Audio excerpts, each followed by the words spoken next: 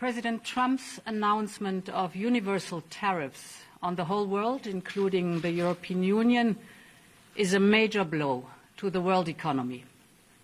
I deeply regret this choice. Let's be clear-eyed about the immense consequences. The global economy will massively suffer. Uncertainty will spiral and trigger the rise of further protectionism. The consequences will be dire for millions of people around the globe, also for the most vulnerable countries, which are now subject to some of the highest US tariffs, the opposite of what we wanted to achieve. The tariffs will also hurt consumers around the world. It will be felt immediately. Millions of citizens will face higher grocery bills. Medication will cost more, as well as transportation. Inflation will go up, and this is hurting in particular the most vulnerable citizens. All businesses, big and small, will suffer from day one, from greater uncertainty to the disruption of supply chains, to burdensome bureaucracy. The costs of doing business with the United States will drastically increase. And what is more, there seems to be no order in the disorder, no clear path through the complexity and chaos that is being created as all US trading partners are hit. In the past 80 years, trade between the European Union and the United States has created millions of jobs. Consumers across the Atlantic have benefited from reduced prices. Businesses have benefited from huge opportunities, leading to unprecedented growth and prosperity. And at the same time, we know that the global trading system has serious deficiencies. I agree with President Trump that others are taking unfair advantage of the current rules, and I'm ready to support any efforts to make the global trading system fit for the realities of the global economy. But I also want to be clear. Reaching for tariffs as your first and last tool will not fix it. This is why from the outset we have always been ready to negotiate with the United States to remove the remaining barriers to transatlantic trade. At the same time, we are prepared to respond.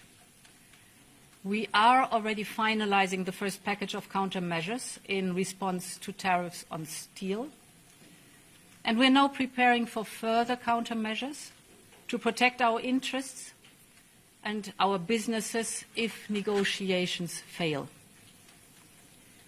We will also be watching closely what indirect effects these tariffs could have, because we cannot absorb global overcapacity, nor will we accept dumping on our markets. As Europeans, we will always promote and defend our interests and our values, and we will always stand up for Europe.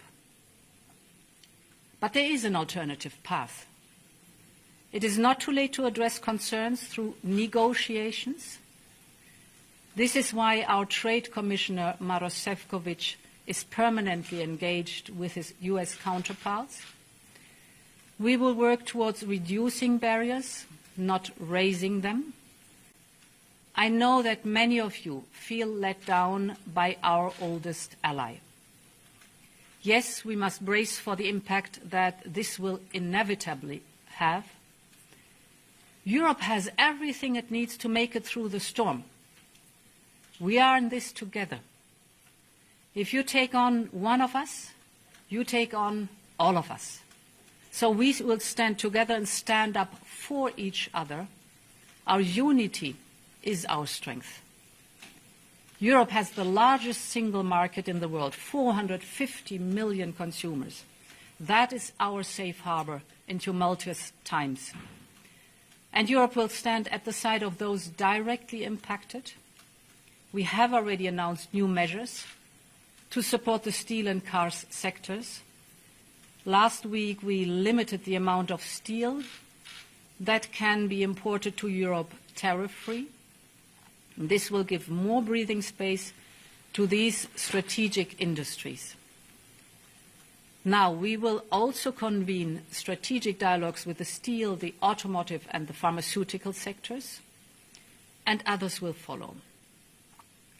Europe stands together for our business, for our citizens, and for all Europeans, and we will continue to build bridges with all those that, like us, care about fair and rules-based trade as a basis for shared prosperity.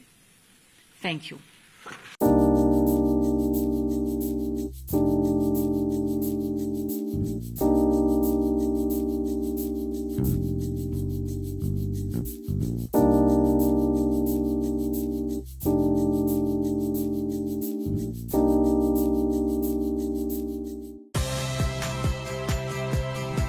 Saya Audrey Chandra, saksikan program-program Kompas TV melalui siaran digital, pay TV, dan media streaming lainnya.